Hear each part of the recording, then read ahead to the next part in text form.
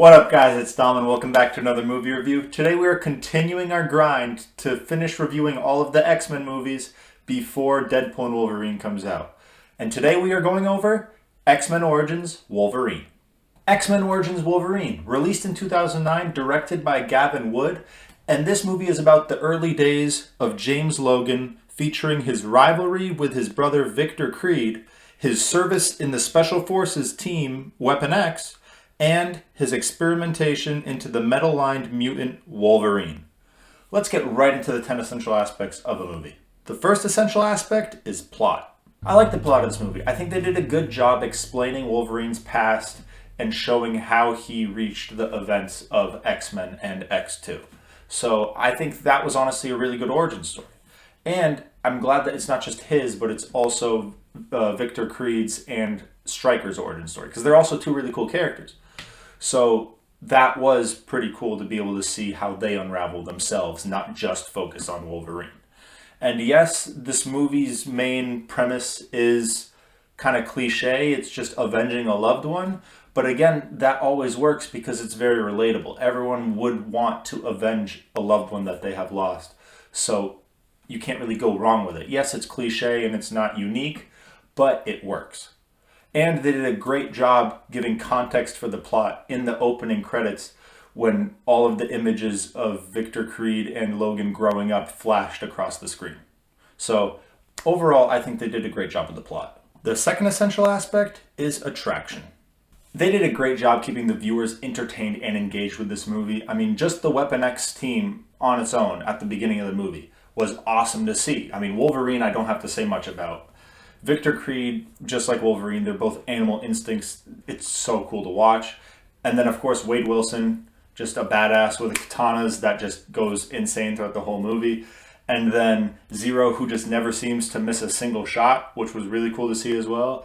And John Wraith, who just, the way that he teleports is really cool to me. I don't know why, but just seeing him teleport and just like leaving his skeleton for like a split second is a really cool way of teleporting. I thought that the visual of that was really cool to watch. And then seeing Wolverine civilized throughout part of the movie was also interesting because you don't see that kind of character civilized much often.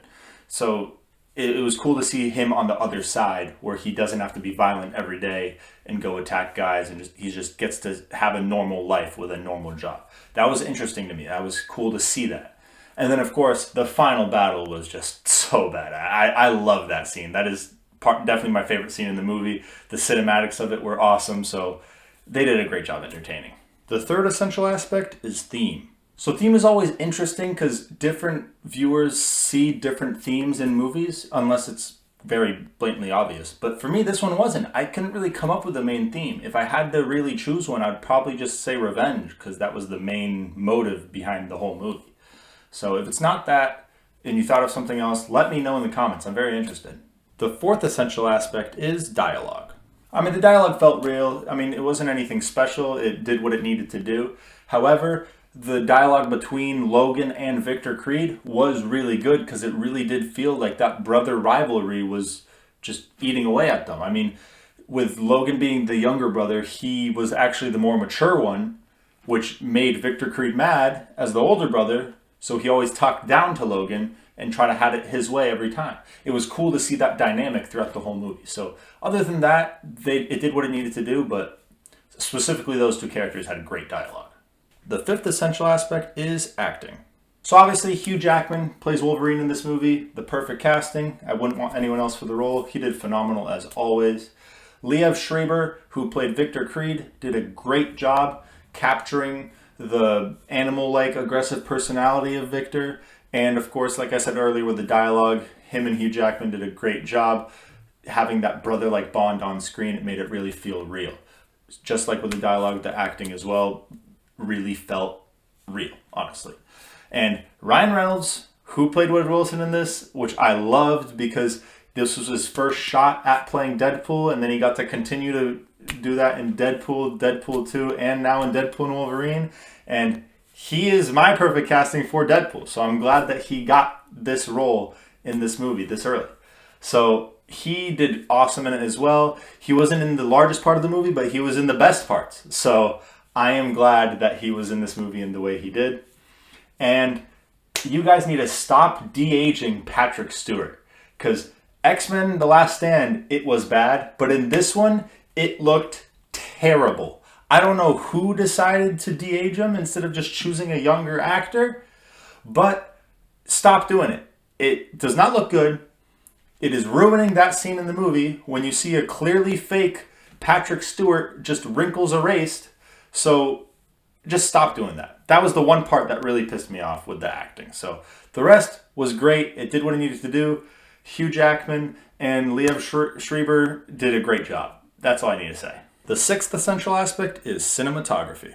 So obviously, as I said before, the opening credits were so well executed because it captured this whole story without spending too much time and showing too much. It was almost like a flip book, and it worked really well. It gave the context the plot needed to continue on without needing to spend too much time in the past.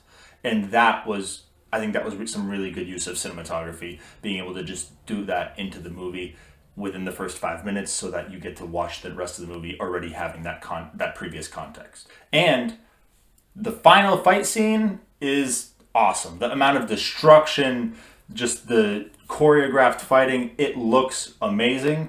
And that was definitely my favorite scene in this movie. So those are the two most cinematic parts of this movie. The seventh essential aspect is editing. So this movie is 1 hour and 47 minutes long, and honestly, I think it's well paced, especially since they did save all that time with the opening credits. They got to focus more on the plot during that 1 hour and 47 minutes instead of really pushing it past that 2-hour mark. That probably would have made it a little harder of a watch. So I'm glad where it is, and I think they paced it pretty well. The eighth essential aspect is soundtrack. Honestly, I don't remember the soundtrack, so it clearly isn't that memorable. Let's just move on to the next aspect. The ninth essential aspect is directing. So Gavin Hood is the director of this movie, and it is his job to take these previous 8 essential aspects, put them together to make a movie that is worth watching. And honestly, I think he did. I don't know why this movie is so hated. It's definitely underrated. I would definitely rewatch this movie, even if it wasn't part of the X-Men franchise. So he did a great job, and he definitely improved, because his previous 4 movies were A Reasonable Man, W Pustyni I w Puszczy, Tsotsi, and Rendition. And all of those were pretty average, so honestly, I think he definitely improved from those movies onto X-Men Origins Wolverine, because, at least in my opinion, because I just think it's the better movie than all of them. I haven't seen those, but based off of how those were rated, who knows? But again, if this one was so underrated, then maybe all of those are. Maybe I gotta give them a watch. Plus, it was awesome in my research to see that he directed a Polish movie, and I knew exactly how to pronounce it, so that made me pretty happy. And the 10th essential aspect is time. So this movie is 15 years old as of the recording of this video, and honestly, I think it would stand the test of time even if it wasn't in the X-Men franchise. I think as a standalone movie, this is still really good. I would rewatch this if it wasn't part of the franchise. And especially since it is a part of the whole X-Men collection, of course it stands the test of time. All of those movies do, because it's such a big franchise. Everyone knows who the X-Men are, even if they didn't read the comics, because these movies exist. So if it does then of course it does now. Now, onto the reviews. So I saw the reviews in this movie, and they are just outright disrespectful, okay? Because Rotten Tomatoes critics gave it a 38%, Rotten Tomatoes audience gave it a 58%, and IMDb gave it a 65%. And I would usually say like, oh, I would agree mostly with IMDb, but I don't agree with any of them. I think it definitely belongs in the mid-70s range. I think it is a really good movie. I definitely think it's better than all the X-Men movies I have reviewed so far, and some of those were really good too. So I don't know why it's so underrated, honestly. And finally, we are on the rankings. Where will X-Men Origins Wolverine rank in its year, decade, and all time? Let's find out. In 2009, I'm going to rank it first, as it is the first movie I reviewed from that year. Now, in the 2000s, it's going to be first above X2. I personally enjoyed the plot of X-Men Origins Wolverine more than X2. I think it's a good prequel to continue into the X-Men movies. It is a good starting point, especially for such an important and strong character as Wolverine himself. And it was really cool to see how he lost his memory, how he got the adamantium put throughout his whole body. and just how he became Wolverine.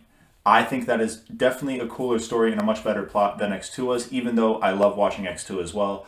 I think that is one of my favorite X-Men movies, so it was hard to pick, but it's definitely above it. And for all time, it's going to be second. It's going to be right under Megamind and right above The Fall Guy. I think that the cinematography and the action scenes are similar in The Fall Guy and in X-Men Origins Wolverine.